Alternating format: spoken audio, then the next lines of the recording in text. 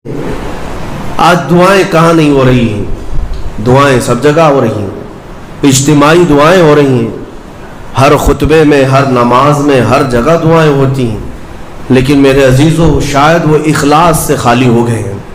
ایک بات یاد رکھنا، حرام لقمے پیٹ میں پڑے ہوں، حرام کمائی گھر میں پڑی ہو تو حدیث پاک میں اس کی کوئی دعا آسمان تک نہیں جاتی، کوئی دعا آسمان تک نہیں جاتی۔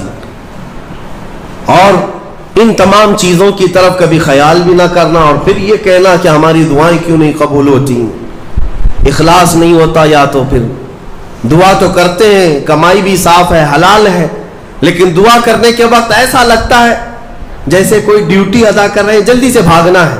ہم تو دیکھتے ہیں نا، نماز میں ہاتھ اٹھانے میں بھی لوگوں کو شرمندگی ہونے لگتی ہے، کچھ تو مرے ہوئے ہاتھوں کے ساتھ دعا کر رہے ہیں، کچھ انگوٹھے پھوڑ رہے ہیں دعا میں۔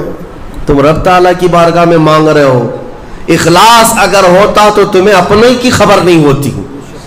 اخلاص، دعا بھی تو رسمی طور پر مانگ رہے ہیں، امام اپنی دعا کر رہا ہے، مقتدی اپنے انگوٹھے پھوڑ رہے ہیں، یہی تو چل رہا ہے۔ کچھ انگلیوں میں کھیل رہے ہیں، کچھ اپنے ہاتھوں کو نیچے لٹکائے ہوئے ہیں۔ میرے آقا صلی اللہ تعالیٰ علیہ وسلم جب دعا کرتے ہیں، صحابہ کہتے ہیں کبھی کبھار حضور روتے ہوئے اتنی بلند ہاتھ اٹھا لیتے کہ حضور کے بغلوں کی سفیدی نظر آتی تھی۔ خانہ کعبہ کے پاس حرم پاک میں کبھی حضور دعا کرتے ہیں۔ میرے عزیزو، دعا ایک طرح سے بھیک مانگنا ہے، اور وہ بھی پروردگار عالم کی بارگاہ میں، اور تمہارے انداز دیکھے جاتے ہیں، تمہارا اخلاص بھی دیکھا جاتا ہے۔ مانگنے میں ہی تم سیریس نہیں ہو، صرف رٹی رٹائی ہوئی چیزیں بولے جا رہے ہو، یعنی کسی نے یاد کرا دیا بس وہی بولے جاؤ۔ تمہارا دل کب کہہ رہا ہے، دل کی حضوری کے ساتھ کب کہہ رہے ہو؟ کچھ چیزیں خاص ہیں، صغیرہ کبیرہ ہمارے معاف کر دے، اس کو پتہ ہی نہیں صغیرہ کون ہے کبیرہ کون ہے، یہ تو رٹی ہوئی چیزیں بولے جا رہے ہو نا۔ اے اللہ ہمارے صغیرہ کبیرہ معاف کر دے۔ کیا ہے صغیرہ کبیرہ؟ کچھ پتہ نہیں، مولوی صاحب نے سکھایا تھا۔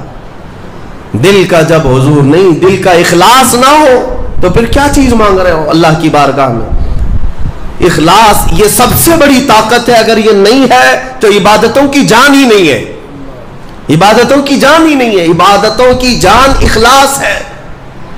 یہاں تک کہ امام غزالی رحمۃ اللہ تعالی علیہ نے ایک واقعہ ایسا بھی لکھا ہے، وہ پڑھنے کے بعد مجھے بڑی حیرت ہوتی ہے۔ ایک بزرگ تھے، 30 سال تک انہوں نے پہلی صف میں کھڑے ہو کر نماز ادا کی، 30 سال تک ایک بھی نماز ان کی تکبیر اولا بھی نہیں چھوٹی امام کے پیچھے۔ تکبیر اولا، امام جب پہلی تکبیر باندھ رہا ہے اس تکبیر میں وہ حاضر رہتے تھے، جماعت تو دور کی بات ہے، چھوٹنا، پہلی تکبیر کبھی نہیں چھوٹی 30 سال تک۔ 30 سال کے بعد ایک دن ایسا اتفاق ہوا کہ وہ مغرب میں لیٹ ہو گئے، ایک رکعت ہو گئی تھی، اور 30 سال کے بعد صفیں بھر گئی تھی، پیچھے جگہ ملی، وہ آئے اور کہا آج اگر میں پیچھے نماز پڑھوں گا سب گھوم گھوم کے مجھے دیکھیں گے۔ 30 سال سے جو پابند تھا کہاں گیا، کہاں گیا؟ ہوتا یہی ہے سب، وہ شرمندگی کے مارے کہ لوگ مجھے دیکھیں گے، کیا سوچیں گے، گھر چلے گئے، گھر جا کر مغرب پڑھی۔ عشاء میں آنے میں پھر ڈر لگنے لگا کہ اب تو پوری نماز میں ہی نہیں گیا تھا، لوگ سوچیں گے۔ 30 سال کے بعد پہلی نماز آپ کی نہیں ہوئی ہے، کہاں گئے تھے، کہاں گئے؟ عشاء میں بھی نہیں آئے، عشاء میں بھی نہیں آئے۔ اس زمانے میں ایک بڑے کامل بزرگ تھے، ان کو خبر کی گئی آج ایک بڑا حادثہ ہو گیا ہمارے شہر میں۔ کہا کیا؟ کہا فلاں بزرگ جو 30 سال سے مسجد میں تکبیر اولا کی بھی پابندی کرتے تھے آج وہ غائب ہے۔ تو اس بزرگ نے فرمایا چلو ہم ملتے ہیں۔ جا کر کے ملے کہ کیا ہے، طبیعت خراب ہو گئی، حلیل ہو گئی، کیا ہوا؟ انہوں نے کہا کچھ ہوا نہیں، لیکن تھوڑا سا لیٹ ہو گیا مغرب میں، اور پھر پیچھے جگہ مل گئی 5-6 صفوں کے پیچھے۔ میں نے یہ سوچا کہ لوگ بعد میں کیا کہیں گے، لوگ کیا کہیں گے کہ اتنے سالوں کی پابندی کے بعد آج تمہاری پہلی صف بھی نہیں ہوئی، پہلی تکبیر بھی نہیں ہوئی۔ اس بزرگ نے کہا کس سے؟ 30 سال کی پابندی کرنے والے سے۔ کہا میاں جاؤ پچھلے 30 سال کی پوری نمازیں قضا کر لو، واپس دوبارہ پڑھ لو، اعادہ کرو، اس لیے کہ 30 سال جو تو نے پابندی کی نمازوں کی، وہ تو یہی سوچ کر کے کہ لوگ کیا کہیں گے۔ آج تیرے دل میں یہ جو خیال آیا کہ لوگ کیا کہیں گے مغرب کے پیچھے ہو جانے سے، اس کا مطلب ہے کہ 30 سالوں تک جو تو نے پابندی کی یہ لوگوں کے لیے کیا، اللہ کے لیے نہیں۔ جاؤ واپس لوٹاؤ 30 سال کی نماز سے۔ رونگٹے کھڑے ہو جاتے ہیں جب میں یہ پڑھا۔ واقعی میرے عزیزوں، اس بات کا خیال بھی نہیں آنا چاہیے ہمیں عبادتوں میں کہ لوگ ہمیں کیا کہیں گے۔ اللہ رب العزت کا ذکر ایسے کرو کہ مدہوش ہو جاؤ، صرف میرا مولا مجھے دیکھ رہا ہے، دنیا کیا کہہ رہی اس سے ہمیں کیا غرض ہے۔